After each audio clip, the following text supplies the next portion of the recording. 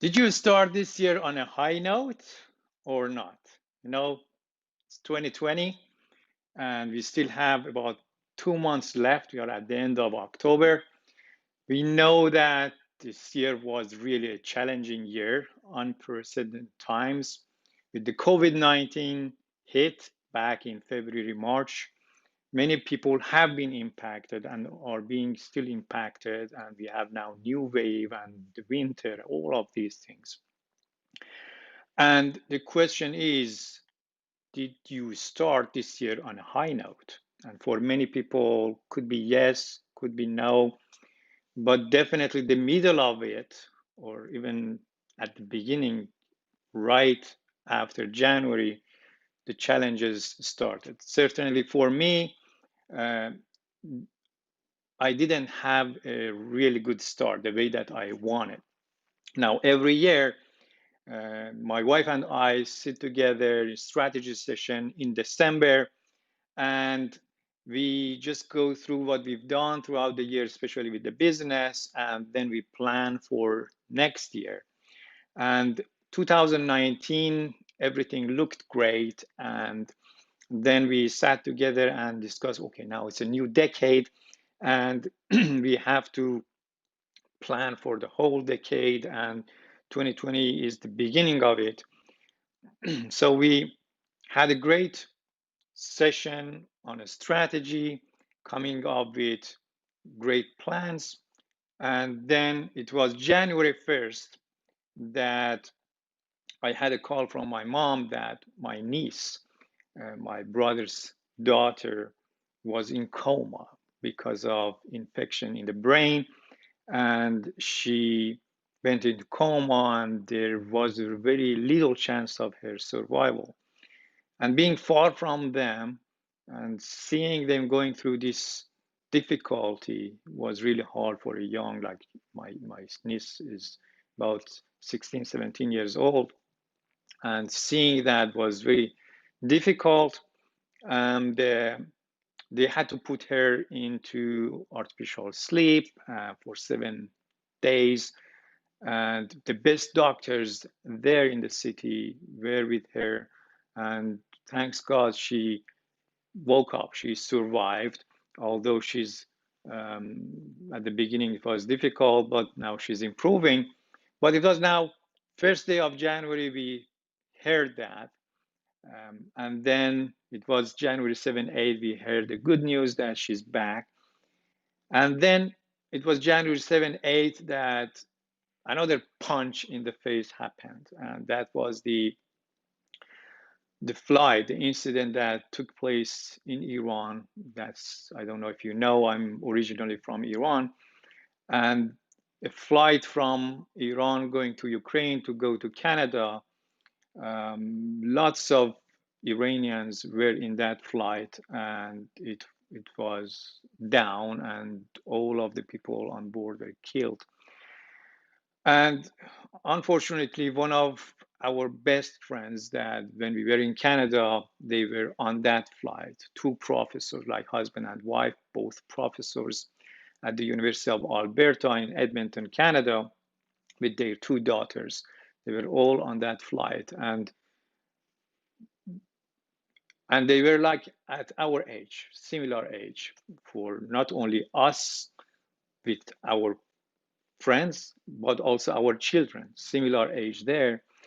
And it was really tough to digest that because that happened like that. And they had lots of dreams and goals. And although they had achieved a lot, they wanted to achieve even more.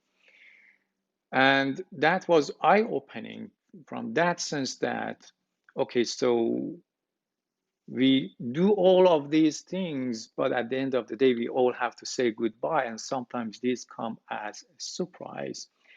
That a friend like bad best friend in Canada, this happened to them and it could happen to us at any time. So that was kind of a wake up call for me and my family, even it impacted my daughter. And we went through it some time, it was really rough to get out of that and then come back again to reality of what's going on. And then once we were kind of recovering from that, then in February, March, then COVID hit, and everyone was impacted globally, and many people lost their jobs and their business. Many companies were impacted from the business side, although we saw a very good uh, maybe expansion of some projects that are in the digital field became because it became new norm, and it still continues, and many people still don't know what's going to happen in the next few months. So it's been a really challenging year, and for some people it's been really good, for some people it's been really bad, and the question is how it's been for you. Did you overall start this year on a high note? How have you been doing somewhere in the middle, like in June, July? And now, how do you see that ending? And somewhere after, like when COVID hit, and we had a big plan for our Project Control Academy business to have our first face-to-face summit, and that was on our agenda for several years. And this year we wanted to make it happen because it's a new decade, new year, and we had great plans. We talked to a hotel, the venue, in another city, to bring people, about 400 people together in that, and then the COVID came and we couldn't do that. And then we had to have a decision. What are we going to do? Are we going to just cancel the event and then maybe next year? Or are we going to move from face to face into a virtual summit? And that's what we decided. We just wanted to quickly turn things around and go from face to face to virtual. And we had maybe a couple of months. We kind of brought the conference from end of August, that was the face to face, to June, and then we kind of, rather than having it in 3 days, we decided to have it over 7 weeks, like half a day every week for 7 weeks. And we had to do things very quickly. So that agility and that performance and that productivity had to be there, and we did it. So many times when these challenges come, we really show that human nature that we can do a lot and we are capable. We shouldn't just sit there and then watch what's going on and just go with that sort of flow.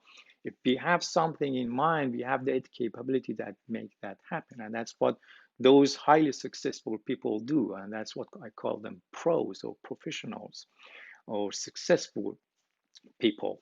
And my point here is that there is like 2 months left, but we should not just sit back and relax and say, okay, so this year is almost at the end of it. We should think of how we can end this year on a high note. If we didn't start it on a high note, if we face challenges along the way, we have lost our jobs, we have lost our businesses, still there is a chance to get back and finish it strong so we can have next year even stronger and go from, let's say, good to great, or go from low maybe at some point during the year to a high note. And that's the topic of the webinar that I'm going to have next week, not tomorrow, no, not this Saturday, next Saturday on November 6th. And the topic of my masterclass or this live webinar is how to end this year on a high note. And I'm going to share a 5-step strategy that when you use it, you can identify how you really want to finish this year strong. What would you do to say, okay, so although maybe I didn't have a great start or I haven't had a great year so far, still I can finish it strong, make it a great year, no matter what has taken place so far. And then that really makes me ready for next year and the years to come, because many things still are unknown. we still can use whatever we have and all the information we have to make it a great year. So I share a 5-step strategy during the live webinar on November 6th. It's going to start at 9 a.m. US Central Time. To get more information on this webinar, you can go to https slash forward slash, you know how we search for the websites, but www.kamran, Kamran, dot live, live, forward slash 2020. That's where you can get the information about the webinar and register for that. It's free for attending. And this is based on really years of experience talking about how to get what you want. I've written books on the topic, one book, but many articles on the topic. I've had speeches, trainings on this topic. And also I've had previous years of this sort of webinar on how to finish the year strong. And I want to share with you the process. I share with you the worksheet, and then you can literally go through that with me in that 1.5 hours and come up with an actionable plan, like action items, the plan that you will do something that helps you say, this year I'm ending it on a high note, I'm finishing it strong, and that makes you ready for the best year ever next year. So my 5-step strategy, I just share with you the starting point of that, because I always say reflection is key. So it starts with reflection. The reflection is on just this year, how it's been so far, appreciating yourself for all the achievements you've had. And reflection is key because that helps us find out where we were strong, where we needed some maybe push, or where we needed some help, or where we were challenged.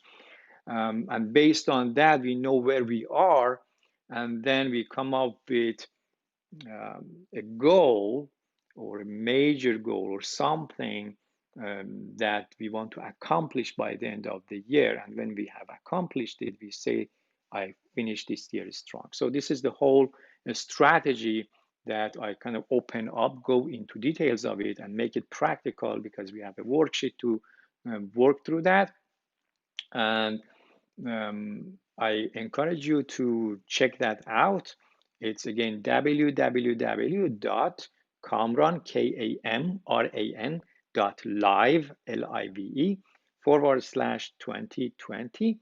And you can register for that for free, attend, learn something, discover this 5-step strategy, and finish the year strong. Believe me, we are capable of many things, and sometimes we just create a comfort zone for ourselves and say, I'm going to just stay here, and we do not challenge ourselves to grow. So if you want to take it to the next level, if you want to have a much better year next year, if you want to get unstuck, sometimes we just lose our job or our business is closed, it's challenged, and we just become a victim or play like a victim.